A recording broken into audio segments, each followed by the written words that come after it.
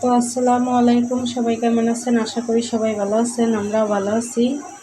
তো এখন বাজে কয়টা বাজে? 4:30 মনে হয়। তো আজকে আবার ঘরটা পরিষ্কার করলাম। প্রায় 10 দিন হয়ে গেল ঘরটা পরিষ্কার করি না, মানে মোছামুছি করি না। তো মুছে নিলাম, সব কিছু গুছাইয়া চাদর টাদর পাল্টাইলাম আজকে। তো এখন আসলাম রান্নাঘরে।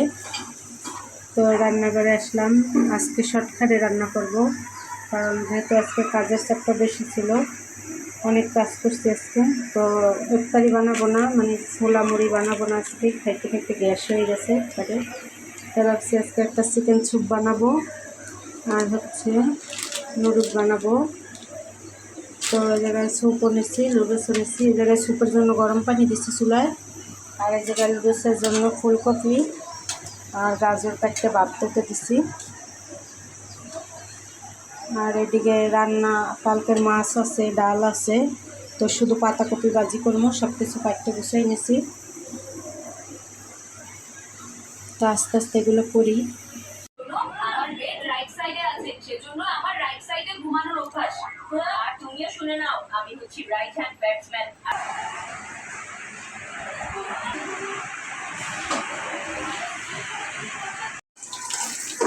তো আমার তো স্যুপটা হয়ে গেছে, এবার আমি নুডলসটা রান্না করে নেবো। তো এক কাঁচামরিচ দিয়ে দিচ্ছি, এক কাঁচামরিচ ভাজা শেষ, টমেটো দিয়ে দেবো।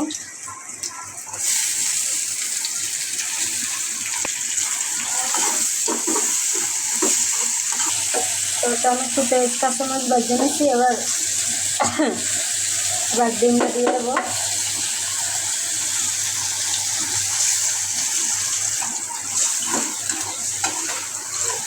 মশলাটা দিয়ে দেবো।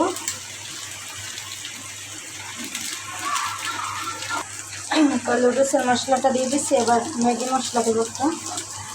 তো ওই জায়গায় সবজিগুলো বাপ দিয়ে রাখছিলাম, সবজিগুলো দিয়ে দিই।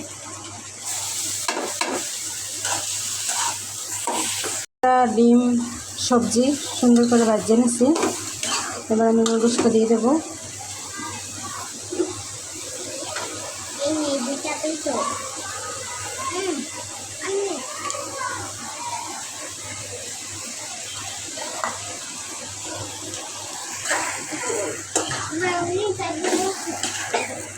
তো নুডলসটা দিয়ে দিচ্ছি আমি,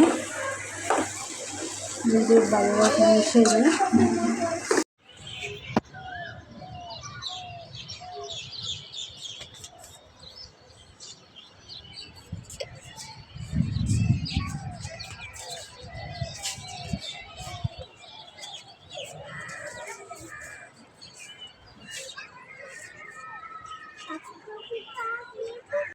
তো বলছিলাম তো আজকে ভাজা পোড়া খাবো না, তো পাশের ঘরে দিয়ে আবার ইফতারি দিয়ে গেছে পাশের ঘরে ভাবি।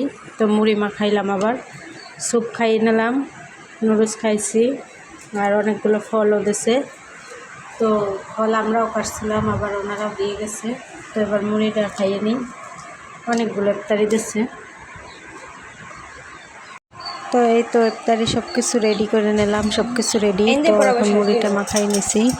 তো ইফতারিগুলো করে নিই, আজকের ভিডিও আর বড় করবো না।